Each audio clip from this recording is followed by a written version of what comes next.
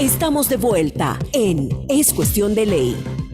Gracias por continuar con nosotros. Y bueno, hoy tenemos el honor de conversar una vez más con la doctora Adriana Angarita, directora de Seneca Lab, para que nos cuente de esas tendencias 2023 en cuanto a las profesiones que se van a poner precisamente de cara a que van como desfasándose las actuales y pues tenemos que ver cómo nos vamos, si se quiere la palabra, reinventar o ver de qué manera vamos mirando otros nortes. Doctora, bienvenida una vez más. Buena tarde, ¿cómo está? Un gusto estar aquí contigo, Edna, de nuevo. Gracias por el espacio. Efectivamente, hay tanto por hablar en este tema que creo que las veces que nos reunamos van a ser pocas siempre para poderlo discutir. Con tu pregunta, pues mira, yo creo que la perspectiva más importante para los tomadores de decisión de las universidades y de los institutos técnicos superiores, que son como los que llevan esa carga Ujú. de tener las capacidades humanas que los países necesitan para lo que está pasando y lo que viene, Sí. yo te diría que hay como dos componentes muy importantes a tomar en cuenta. Tres, me atrevería a decir que tres. El número uno, por supuesto, esto que tiene que ver con el estar tan impregnado de tecnología. La tecnología entra desde lo que se enseña y cómo se enseña. Son los dos componentes importantes de cómo la tecnología permea la actividad educativa. Y aquí hay que entender un poco desde las universidades realmente cuál es la tecnología que yo necesito. Hay tecnologías de muchos tipos, hay muchos modelos, hay propuestas afuera a montones y quizás esa complejidad como que también hace que las universidades sea difícil tomar una decisión porque te tienes que comprometer con ella. Y hay tanto que como que no puedo discernir. Entonces ahí se hace muy importante entender muy bien la tecnología desde la utilización. Y ahí yo voy a poder definir un poco más claramente qué tecnología uso, porque sí tengo que usar tecnología. Eso ya ya Eso no no es es, negociable, no es exacto. negociable. Exactamente. Entonces ahí viene la complejidad, ¿no? De entender muy bien qué es lo que yo puedo utilizar. La segunda complejidad es hacia dónde realmente debo tener la formación.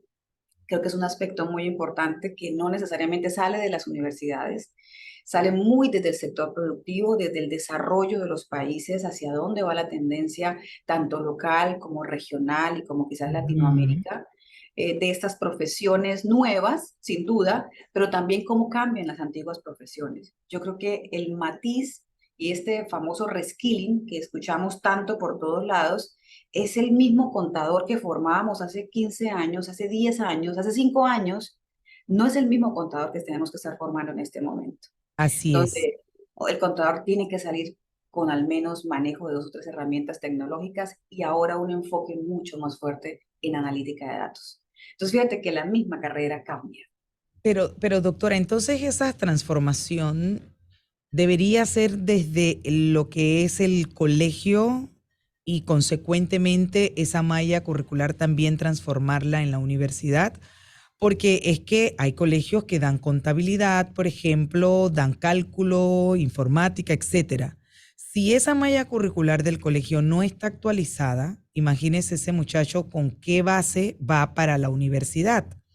Entonces, yo lo que me pregunto es, ¿será que no estamos nosotros prestando atención a que viene sí o sí el cambio o el cambio ya llegó y tenemos que como que montarnos en esa patineta para ayer, porque si no vamos a tener menos chicos menos competitivos con el mercado, con lo que está demandando el mercado, doctora Adriana?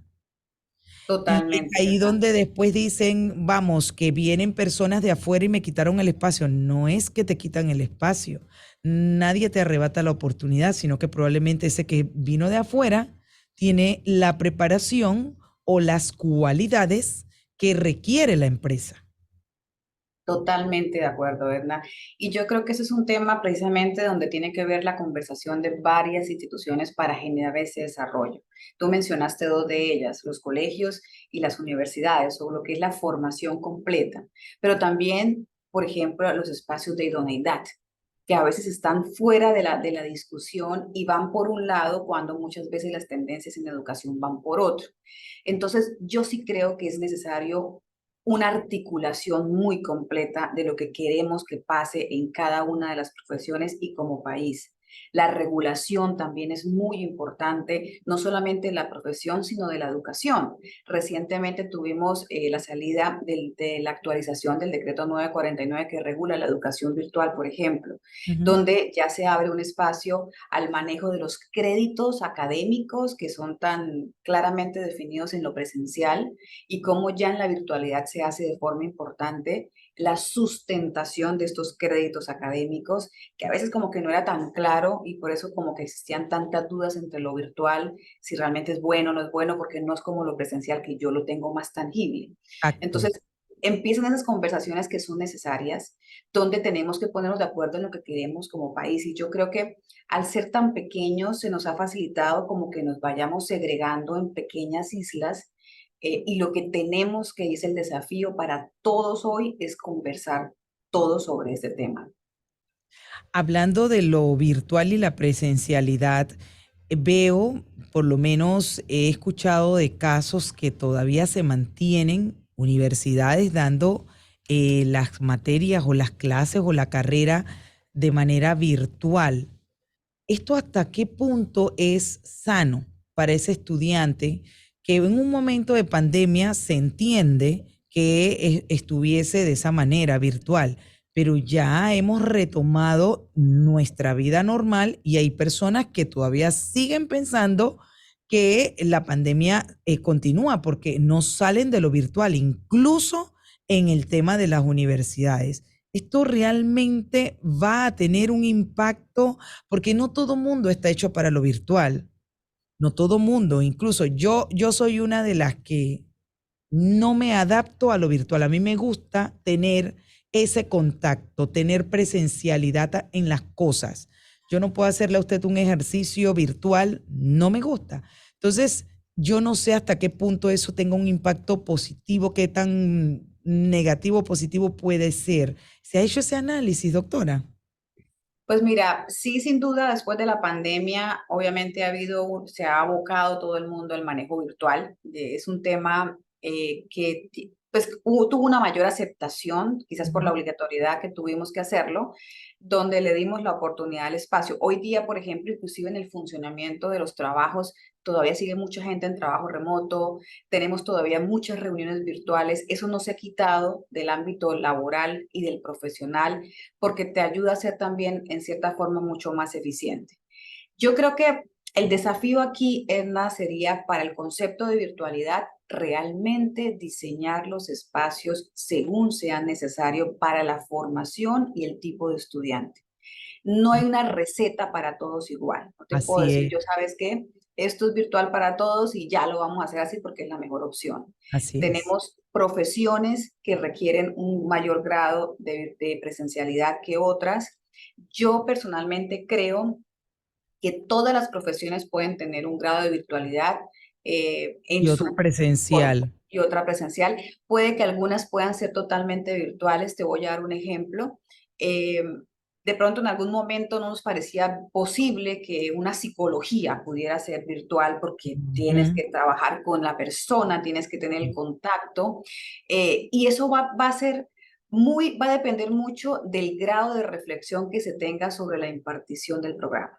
Por ejemplo, yo estoy tomando en este momento un programa de coaching ontológico que es igual a un espacio, no igual, pero similar a un espacio de psicología, porque al final estás trabajando a ti mismo, estás trabajando con otros, sigues siendo coach con una escuela chilena muy interesante con la que estoy trabajando. Y ha sido la forma como he podido tomarlo con los que son los creadores del coaching ontológico, porque no había podido yo estar en Chile Claro. permanentemente cursándolo, pero está tan bien diseñado que tenemos encuentros presenciales, están contados dentro del programa donde tenemos que ir todos a Chile a tener allí este Claro, encuentro. Y claro. se crean comunidades donde tenemos, por ejemplo, la comunidad de Centroamérica, donde mi equipo de trabajo Petit, el pequeño, somos todos de Centroamérica, tenemos 3 personas de Panamá, una de Costa Rica. Es un grupo más pequeño y las interacciones virtuales están muy bien preparadas. Hay unos espacios propios donde yo debo estar preparada para la clase y la interacción se vuelve rica en tiempo, espacio y la posibilidad que le abre a personas como en el caso mío que no podría haberlo hecho de otra forma. Entonces, Claro, yo creo que vale la pena hacer esa reflexión. Ahora, lo que tú dices es muy cierto. Eso también va a depender de la persona. sí, Yo particularmente definitivo. estoy formada en educación virtual, estudié en la Oberta de Cataluña e-learning, o sea, estudié de forma virtual la formación para hacer de educación virtual y me adapto, me parece, me ayuda, me siento cómoda y lo puedo hacer bien. Hay personas que no les Sí. gusta y eso es totalmente respetable. Y Ujú. ahí debería existir una opción para esas personas a las que no les gusta la virtualidad y prefieren el contacto presencial. Entonces yo creo que para responderte no sería un suite made para todos por igual, va a depender de la profesión. Eso sí, tenemos que ser cada vez más rigurosos en cómo diseñamos las formaciones virtuales. Así es. Para ir cerrando esta parte, porque sé que quiere hablar de otro tema, doctora, ¿cuáles son esas profesiones que ustedes en ese ejercicio y análisis, porque entiendo ya hay estudios donde marcan ciertas profesiones que son la tendencia del 2023, pero puede ser que varíen de un análisis a otro? Las que mayormente están para Seneca Lab marcando una tendencia, ¿cuáles serían? Sí, mira, es sin duda todas las que tienen que ver con manejo de datos, analítica de datos, tendencias, toda la parte tecnológica, desarrollo de las profesiones, obviamente, por ejemplo, ciberseguridad, desarrollo de aplicativos, todo lo que tiene que ver con inteligencia artificial, Exacto. todos estos temas que tienen que ver con la tecnología en la vida de las personas y sobre todo cómo analizar, porque lo que tenemos ahora es una cantidad increíble de datos que tenemos que empezar a tener análisis para generar cambios, para generar mejoras, eficiencias. Entonces, todas estas profesiones que son relativamente nuevas estarán sin duda entrando en el mercado laboral y ya hoy son muy asediadas porque al final, y lo veíamos en diferentes entrevistas que hemos tenido con expertos, en un podcast que también tenemos en Spotify, es que todas estas carreras de tecnología tiene un impacto importante en emprendimientos, porque si manejas muy bien, por ejemplo, el concepto de datos, te vas a dar cuenta que puedes generar un aplicativo para una profesión en específico en concepto de analítica de datos, que vas a resolver un problema. Al final el emprendimiento es encontrar un problema y solucionarlo. Y hoy por hoy, a través de tecnología, es el ámbito que tiene mayor capacidad. Escuchaba a un experto mencionar que en Latinoamérica el momento es ahora, porque primero estamos llenos de problemas por solucionar, entonces hay muchas oportunidades para generar emprendimientos y por supuesto la tecnología está empezando a entrar, entonces llegas con una gran oportunidad para generar una solución que tiene muy buena cobertura, porque con tecnología lo que haces es que tienes muy buena cobertura y adicionalmente pues a bajos costos, porque también de eso se trata la tecnología, de que puedas bajar los costos y hacerlo masivo. Entonces, el Total. momento es ahora para generar esos espacios y como te digo, volver, yo sí creo que las profesiones tradicionales no van a desaparecer, pero sí es necesario hacer un cambio importante en ese perfil del que está egresando para que sea mucho más estratégico que operativo. Así es, doctora, y precisamente hablando de todo este proceso de transformación, entiendo que ustedes van a llevar a cabo un foro de innovación en educación superior. ¿De qué se trata el mismo, si nos puede hablar? Y por supuesto, ¿por qué no motivar a la audiencia con respecto a la importancia de participar del mismo? Claro que sí, Edna. Precisamente con todo esto que estamos hablando en este espacio, nos hemos dado cuenta de la necesidad de tener estas discusiones, de poder conversar entre todos, crear el ecosistema para discutir dónde hay que cambiar, cómo ajustamos qué, cómo empezar a entender la mirada del otro dentro del ecosistema, también cómo traer las cosas que ya se están haciendo bien en otras partes y sobre todo enfocarnos en el cómo. Yo creo que es como lo más importante que tiene el Ujú. foro, nuestro foro InKind. Vas a encontrar siempre temáticas de interés del país, o sea, lo que hoy necesitamos nosotros, así está el foro, no lo que está pasando afuera, sino lo que necesitamos entender adentro. Va a estar siempre explicado por speakers o por conferencistas que ya han reflexionado mucho sobre el tema y por eso te pueden hablar de forma simple, sencilla, las temáticas, y no confundirte más, sino al grano, a lo que hay que hacer, y ¿cómo se llama? Las ponencias van a estar muy orientadas en el cómo. O sea, ¿cómo lo hago yo aquí, en mi contexto, con mis recursos, con lo que tengo? ¿Cómo lo Ujú. hago? Para que todo el que asista pueda enfocarse en construir porque está empoderado con la información. Creemos que el cambio, siempre lo he dicho por ahí, estamos esperando que venga un Mesías a resolvernos la educación y no sé si sea un superministro, un superpresidente, que añoramos que nos traiga la solución, pero yo creo que la solución es una solución que está en la mano de todos nosotros. Así Sin es. duda, se va a generar un cambio desde arriba que nos ayude a tirar algo, pero cuando comienza la revolución desde adentro, desde abajo, es una revolución que no se puede parar y yo creo que Panamá está listo para hacerla, necesita las herramientas y el foro precisamente trae eso. Va a ser del 24 al 26 de julio. Ujú. Todo está en la página web www.inkind.com, INNKIND.com. Solamente tienen que entrar a la página, allá van a encontrar la agenda. El 24 de julio es virtual y es totalmente gratuito. Todo el que me está escuchando, que le interese el tema de educación superior, que Claro. conozca a alguien que trabaja en educación superior, entre ahí y se inscribe en lo virtual, va a ser toda la mañana. Y el 25 y 26 de julio sí va a ser presencial en el Hotel Sheraton, que también se deben inscribir a través de la página y ahí dependiendo del grupo de personas que sea, pues hay unas tarifas para entre más personas hay más descuento, que le estaremos contestando vuelta correo con el valor y cómo pueden cancelarlo para participar en el foro. Doctora, ¿qué es INCAIN? Inkai nace precisamente es una marca registrada que habla de la Ujú. innovación, por eso IN, Ok. y creemos desde Seneca Lab que la innovación no es la tecnología, son las personas. Y como son las personas, sabemos que en este momento no tenemos experiencia, no sabemos cómo hacerlo y podemos estar un poquito con ansiedad y solos tratando de todo el mundo pidiéndonos cosas, pero yo no sé cómo hacerlo. Por eso Sí. creemos en la empatía, de ayudar a que la gente lo haga y de ahí kind, que en inglés pues es un poco como tener este espacio amable de juntos lograrlo. De ahí sale un poco in kind.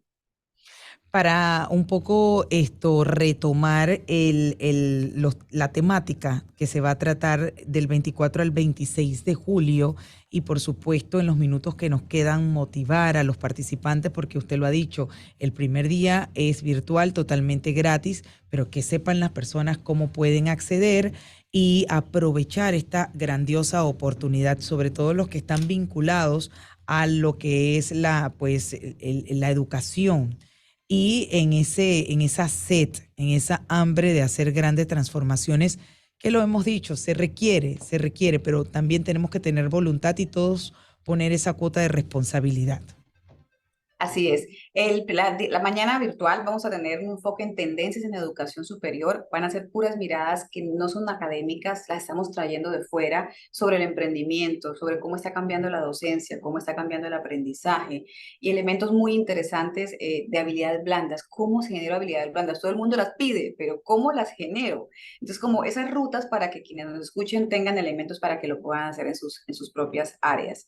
Y ya la parte presencial vamos a tener el primer día, la mañana, un bloque de liderazgo y futuro de la educación superior. Tendremos a los expertos más importantes del mundo en este tema. Vamos a tener a Yamil Salmi, que fue Banco Mundial en Educación Terciaria y hoy es asesor de más de 12 países, un poquito contándonos lo supra, para dónde va la educación superior. Luego Ujú. Francisco Marmolejo, presidente de Qatar Foundation, quien es un ecosistema en Qatar de 8 universidades de primera línea que han estado surfeando la incertidumbre y nos van a contar cómo les ha ido, cómo lo hicieron, realmente qué sirve, qué no sirve.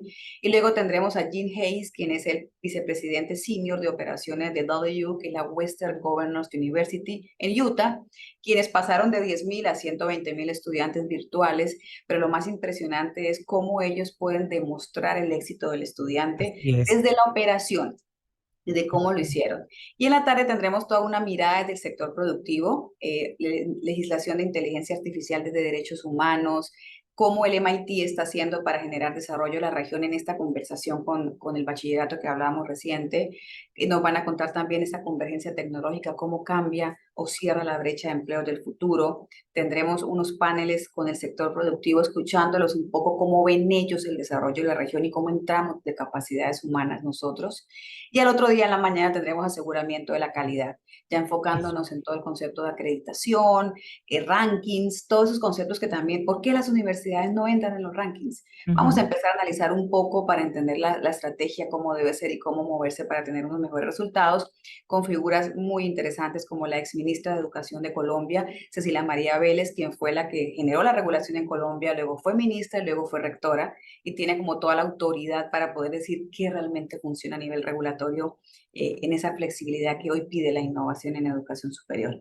Así que va a ser súper interesante, mesas de trabajo Sin duda. aplicadas, de cómo va a ser el crecimiento en educación virtual, qué es lo no negociable, y también la experiencia del estudiante y el bienestar, que son los ejes fundamentales para la permanencia o evitar la deserción de las universidades. Excelente, excelente foro, sin duda alguna, doctora, y esperemos que tenga una gran participación porque se requiere. Y hablando precisamente, ya de verdad que no quisiera despedirla sin este elemento, en cuanto a la transformación, la innovación y las tendencias de las carreras, aunque usted no lo crea, bueno, sí lo va a creer. Vamos a hablar ahorita con la psicóloga. Es una carrera que después de la pandemia, parece mentira, pero de las generaciones se han inclinado a estudiar psicología. Y yo creo que eso es objeto de estudio importantísimo, doctora Así es. Adriana. Se han Así inclinado. es. Conozco muchas generaciones que dicen, ¿qué vas a estudiar? Psicología. ¿Qué vas a psicología? Algo está pasando allí. ¿Han ustedes podido hacer ese pequeño ejercicio para darse cuenta por qué? Sí, sin duda, yo creo, Edna, que es un tema muy de hacia dónde va todo. Esta época es una época de muchas transiciones y los aspectos mentales son los que más, y sociales son los que más han estado impactados precisamente por la tecnología, por el cambio de la sociedad, porque tenemos un cambio estructural de familias, tenemos una forma de trabajo diferente, la gente se mueve, todo va muy rápido y hay que detenerse a entender un poco el impacto que tiene sobre las personas, sobre la psiquis y sobre su relación con los demás. Entonces, vamos muy rápido, nuestra sociedad ahora está abocada en redes sociales y eso tiene un impacto también en las personas y eso hay que estudiarlo, o sea, hay una necesidad Sí. importante de fortalecer al ser humano en este momento, así que sin duda es uno de los temas por los que hay más como deseo por entender un poco y por Ujú. ayudar, ser útil Así en ese es. espacio y creo que va a ser lo que se va a necesitar en los próximos años.